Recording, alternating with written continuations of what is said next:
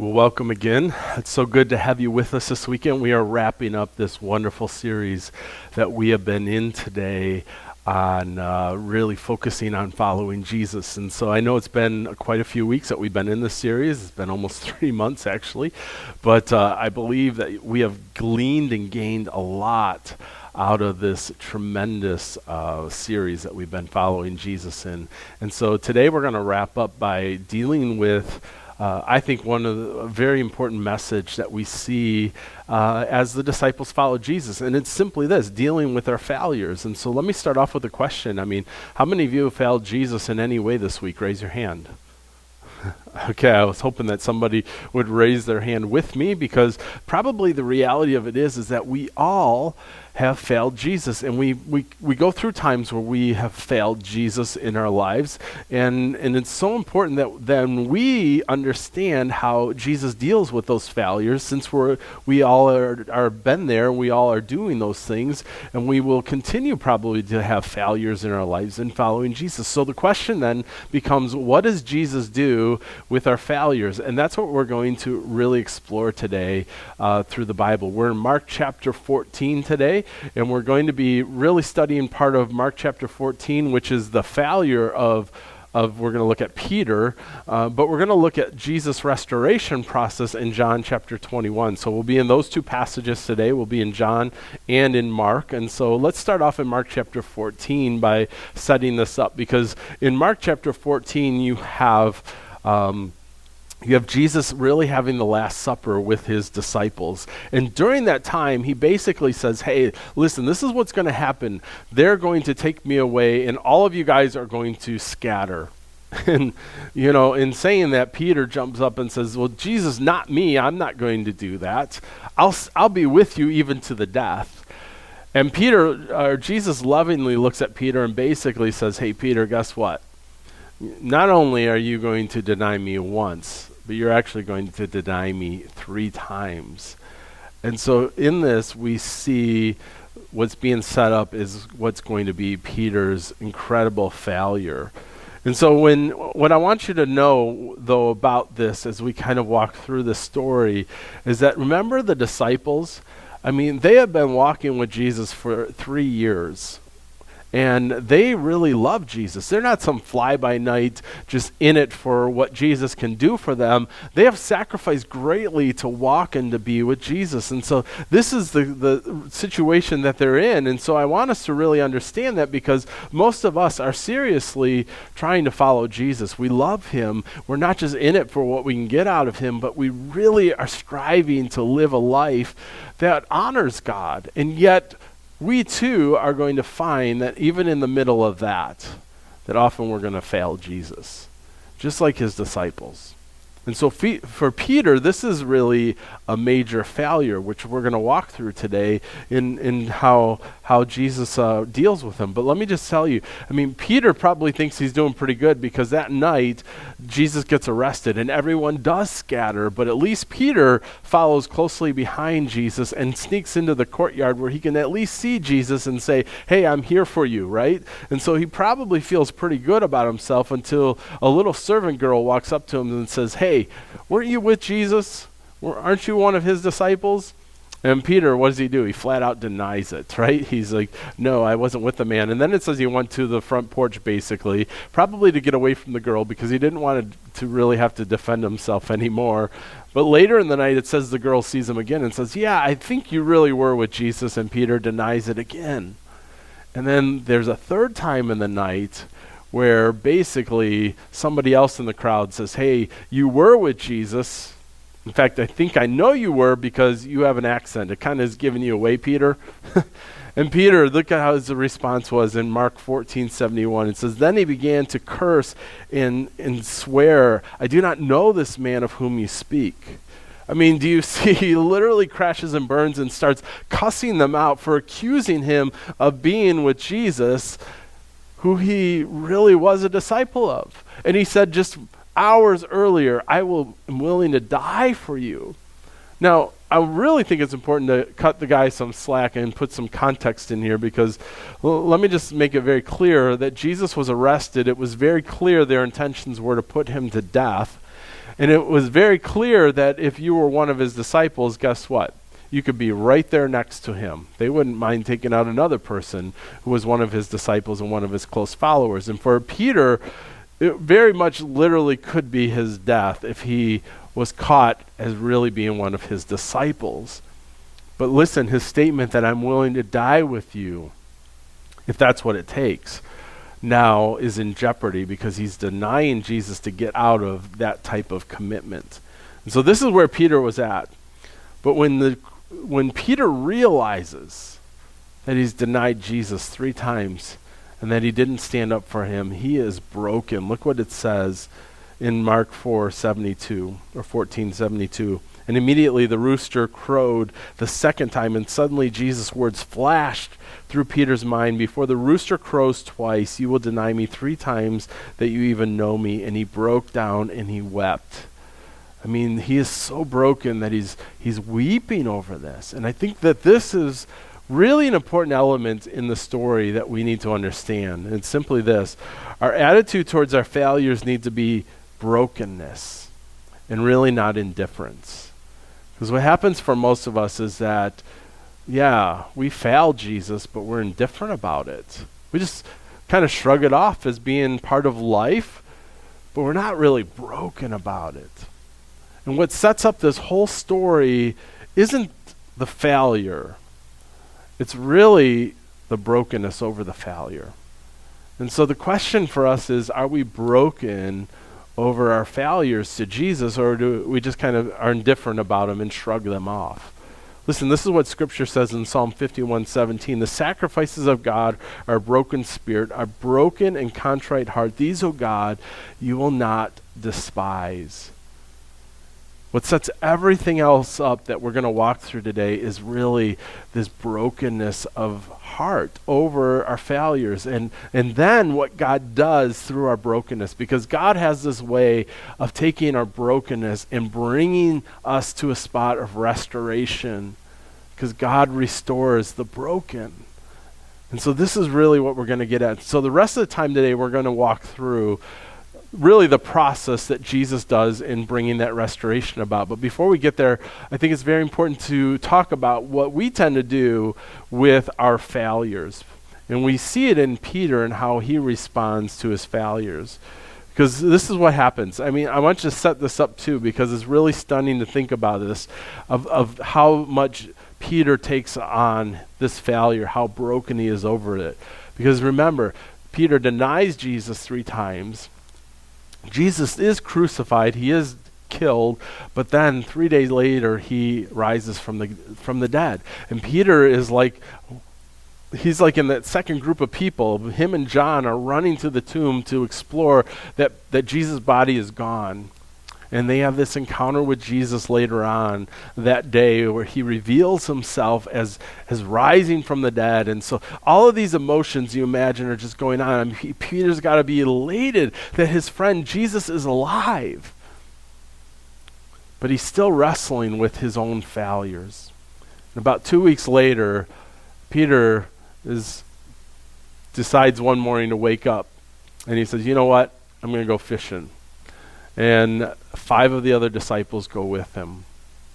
And is during this is such a critical part of the story, because remember Jesus' original call to Peter: follow me, I will make you fishers of men. It was, hey, if you leave all of this behind, all of this fishing stuff behind, and follow me, then I'm going to set your life on a new course. And you're going to be fishers of men. That was his original call. And so, but Peter, he can't shake off his failure, and so he goes back to what he used to know. And I think a lot of us do the same thing. I mean, we fail God, and so we just go back to what life used to be, and we think that we're okay. And so we go through these moments and these times in our lives where we attempt to serve God or to get back to life as normal and to walk away from God and do life because we know we've utterly failed God. And so Peter, this is what he does. He goes back to fishing, but here's the kicker. He fishes all night, and he is a miserable failure at fishing. What he used to be good at, he no longer is good at. And most of us will find the same is true with us. When we've walked away from something for God, we aren't as good as we used to be at what we used to do. which is really a good thing. Because really, this is where Jesus shows up into the story and initiates Peter back in. Because Jesus is on the shoreline. He sees them out in the boat, and he calls out to them and says, "Hey, did you catch anything all night?" And they say, "No." And Jesus says, "Hey, put your net in on the right side of the boat, and guess what? You will make a big catch." And for some reason, they listen to him. Now, you would think that this would trigger in Peter's mind exactly who this is, because this happened to him once before, right? It happened on the initial call where he was fishing. He didn't catch anything all night. Jesus calls out to him and says, "Hey, put your net on the other side." And they caught a great haul in. Remember that story? We talked about it in this series. And so once again, Jesus is telling him, put the net on the other side. And you would think that Peter would go, "Hey, it's Jesus." But John goes, "Hey, Peter, it's the Lord." And then Peter wakes up and he realizes it is the Lord, and so he takes off his shirt, he jumps in the water, he doesn't even wait for the boat to come in, he swims ashore to get to Jesus. And what do we see? We see Jesus on the shoreline, and there's this little detail that's so important. It says there's a charcoal fire with some fish and bread on it, and he's cooking this fish over a charcoal fire. Now listen, our sense of smell is really one of the strongest senses we have. And so many times it connects us to incredible memories. I mean, many of you probably know, like if you ever walk in somewhere and there's just a scent where it smells like grandma's house, all of a sudden you're just transported to grandma's house, right? I mean, it was so funny. I walked into my old grade school a few years back and I hadn't been there in like 30 years. But there was still that same smell, and in walking back into that grade school, instantly was transported back to being a kid in school there.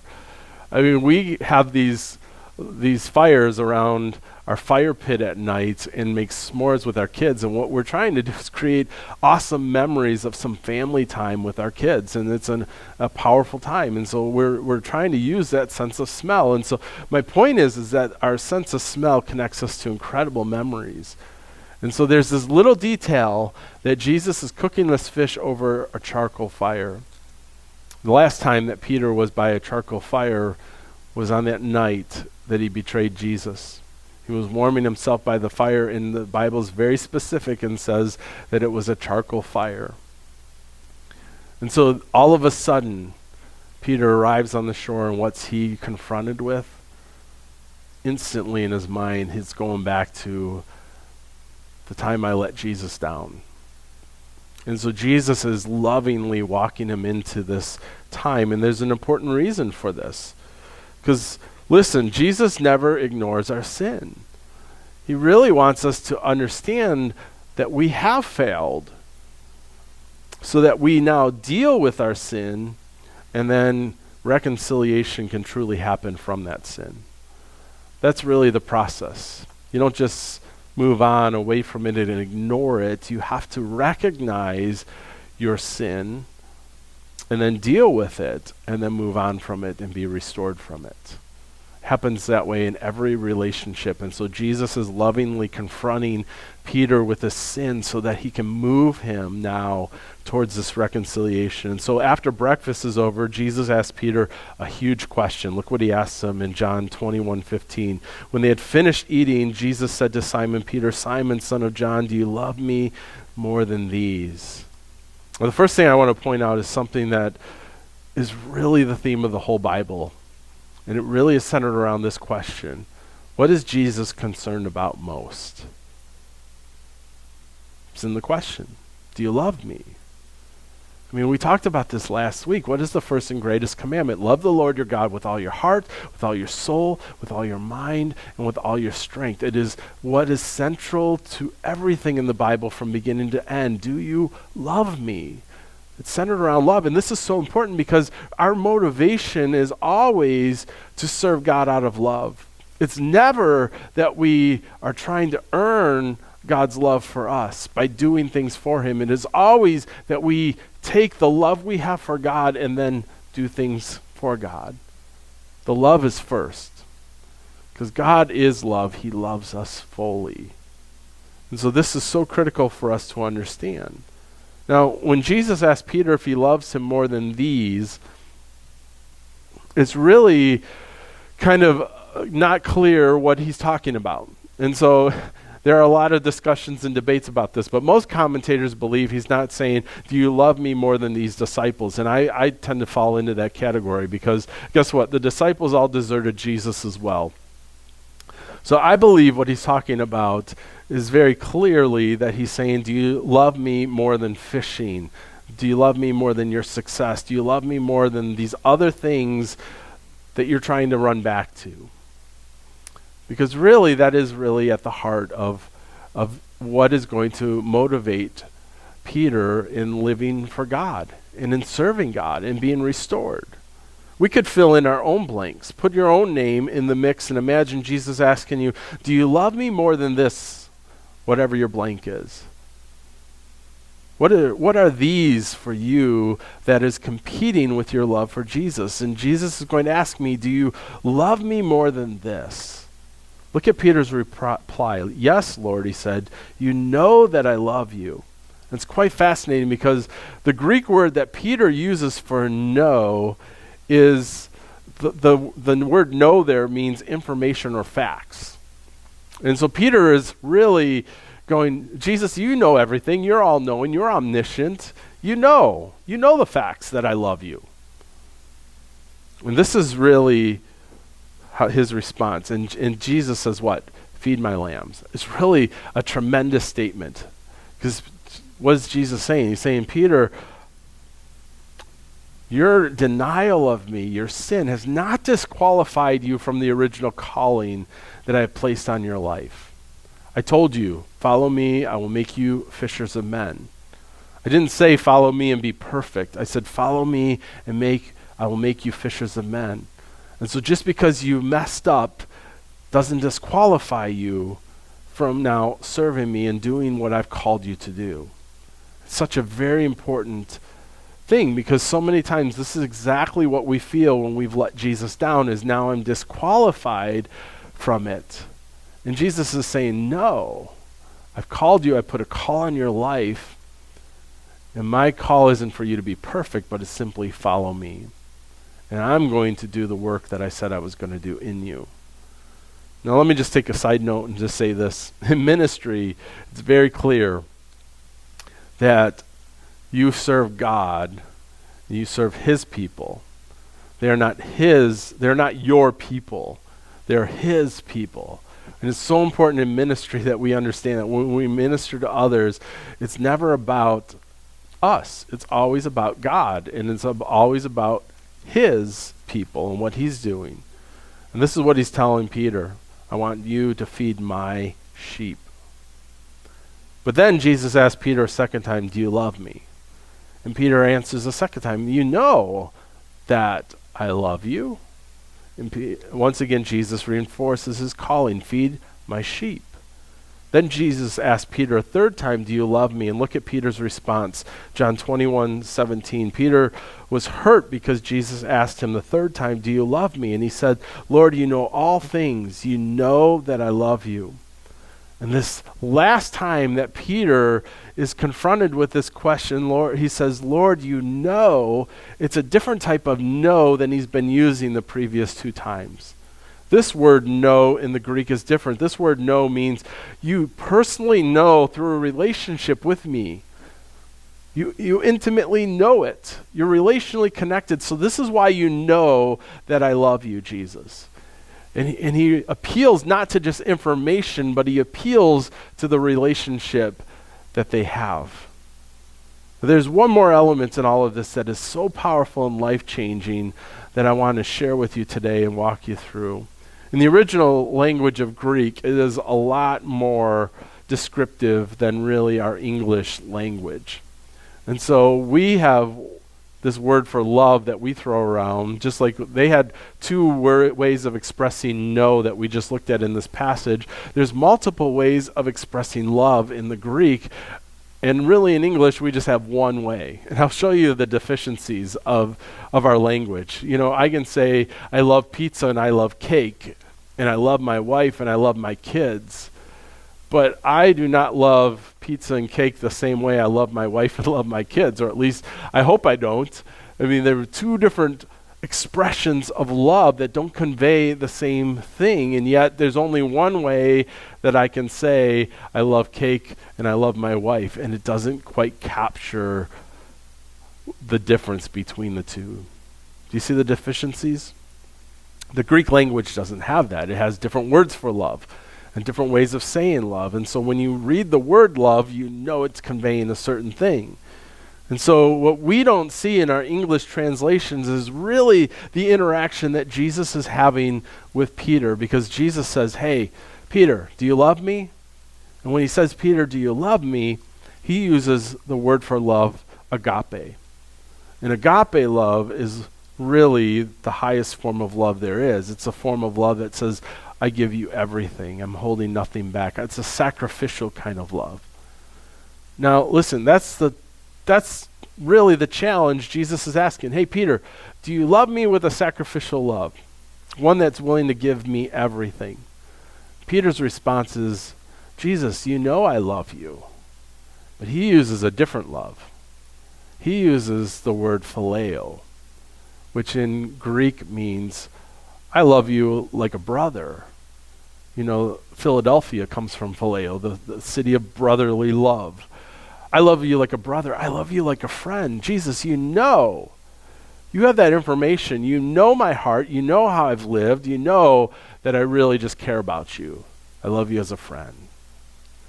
Jesus says, hey, even at that level, I want you to feed my sheep. The second time Jesus asks him, hey, do you agape me? Do you love me with a self-sacrificing love? Peter says, hey, Jesus, you already know this. I phileo you. You're my friend.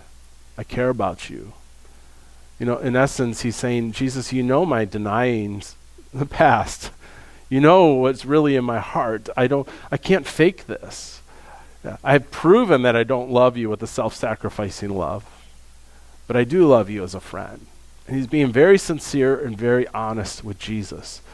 And this is why this third interaction with Jesus is so vital, and why Peter is hurt by it. Because instead of Jesus asking him again, hey, Peter, do you agape me? He says, hey, Peter, do you phileo me? And Peter says, Jesus, yes. You know me personally. You know me intimately. You know that I love you as a friend. And I don't know if we totally grasp how significant that is. That Jesus, while he sets the standard high and sets the bar high of what it means to truly love him with all of our heart, all of our soul, all of our mind, all of our strength, right? That's what he's really asking Peter. Do you agape me? Do you love me with everything? The highest level of love there is. Peter's honest, and he says, really, I can't say I do. But I love you as a friend, and I care about you a lot. And Jesus comes down to his level, and instead of removing the call from his life, reinforces that call and says, hey, love me as a friend. I'll work with that. And we will go and do great things together. And eventually you will get there. And here is really the challenge for us, is that so many of us, we really have to start with being honest of how much we love Jesus. But I'll tell you, there's something really significant and powerful when we start publicly declaring our love for Jesus at whatever level it is. Because listen, it says that they had breakfast together, and Jesus turned to Peter. Those 5 other disciples are there when Jesus is questioning whether he loves Jesus.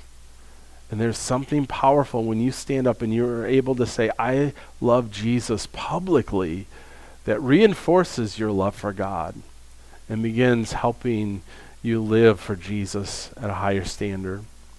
And here Jesus confronts Peter's 3 denials with Peter's reinforcing that he loves him 3 times. And in essence, he is really kind of walking him through this process of restoring him to his position in his walk with God and following him. Well, there's one more thing I want us to look at before we leave the story, and I want us to take a look at the end here. In John 21, verse 18 through 19, it says, "Very truly I tell you, when you were younger, you dressed yourself and went where you wanted to. But when you are older, you will stretch out your hands and someone else will take you and lead you where you do not want to go." Jesus said this to indicate the kind of death which Peter would glorify God. And then he said to him, "Follow me." Peter has been reinstated by God. And God begins to then tell him, Jesus begins to tell him what it means to then follow him. And Peter, it means that you're going to give up your life for me. And really, I want to just take a moment and say that this is the call of discipleship, of being a follower of Jesus. It's that we give up our lives and follow him. Look at what it says in Luke 9:23. Then he said to them, whoever wants to be my disciple must deny themselves, take up their cross daily, and follow me. Taking up our cross literally could mean giving up our lives, that we die for God. And I really feel very strongly and compelled to point this out, that this, in a sense, could be very literal in our lives. I know we live in America and we've been so cushioned and isolated from really the cost of following Jesus someday, literally meaning that we could die. But around the world, we see Christians killed on a daily basis simply because they are followers of Jesus. And I want to say that the world is getting so crazy, and the Bible is very clear that as we approach the end return of Christ, that many people are going to be martyred and killed for him. And I think very clearly that we have to seal in our hearts and be ready and willing to say, literally, God, I would die for you. If that's what it means to follow you, I will die for you. Now listen, when Jesus tells Peter this, he's not embracing this. Immediately he turns and he goes, hey, well, what about this guy? Look what it says in John 21:20 through 21. Peter turned and saw that the disciple whom Jesus loved was following them. And when Peter saw him, he asked, Lord, what about him? In other words, all right, I'm going to have to die for you. Well, what about this guy? And look at Jesus' response. If I want him to remain alive until I return, what is that to you? You must follow me. And what I want you to understand is at the end of the day, what Jesus is simply after is us following him. He doesn't want us comparing ourselves or looking at whatever is required from somebody else. He simply wants our eyes on Jesus only and us saying, yes, I will follow you, Jesus, no matter where that takes me, no matter what that means.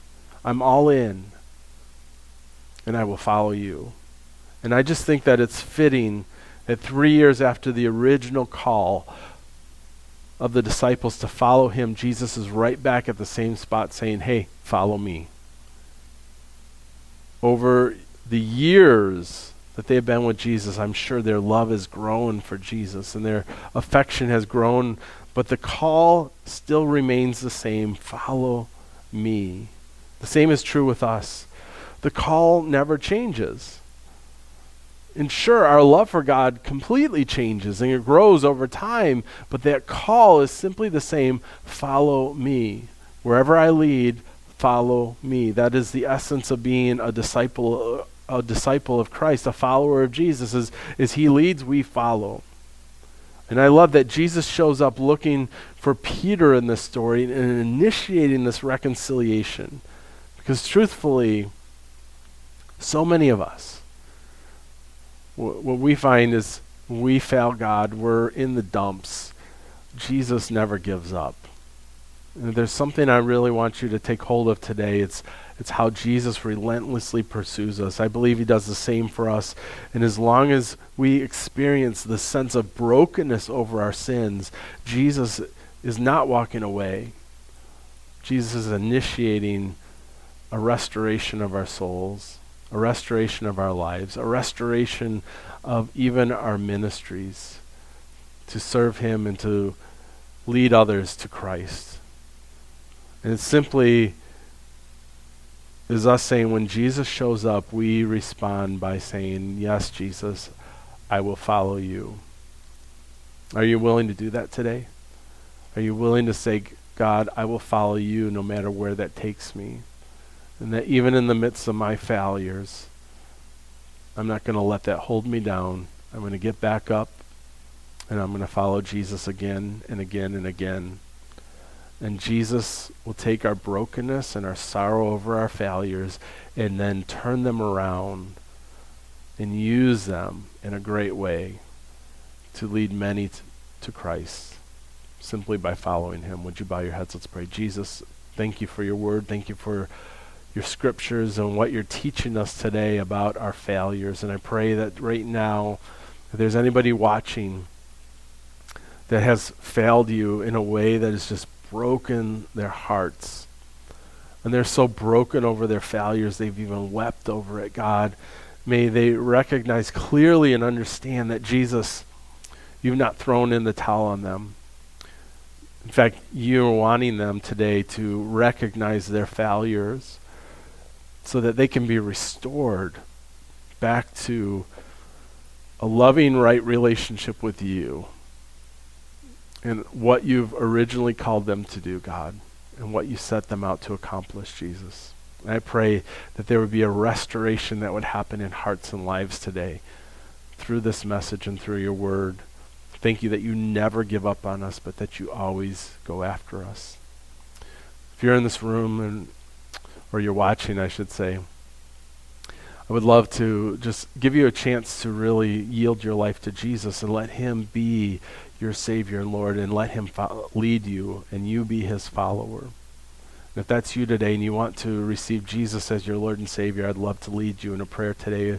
Would you just pray with me where you are? Jesus, I confess I'm a sinner, God. I've lived my life going my own way. I've failed at so many things in this life. But Jesus, I thank you that you keep showing up, God, and calling me to follow you. And so today, Lord, I want to follow you. I want to leave my past behind and my sin life behind, and I want to live and honor you for the rest of my life. I thank you for coming after me and showing me your amazing love. And today I want to say, I do love you, Jesus. And you have my heart. From this day forward, I will follow you. And I thank you for that. In Jesus' name, amen. If you prayed that, would you just let us know? We have our website here on the bottom of the screen, and we'd love to really kind of connect with you and share with you the next steps in following Jesus. And we'd love to get the Bible to you. And if you even have a prayer request, feel free to email us, and we would be happy to pray with you for anything you're going through. But right now, let's just go to the Lord in worship. Would you worship with us?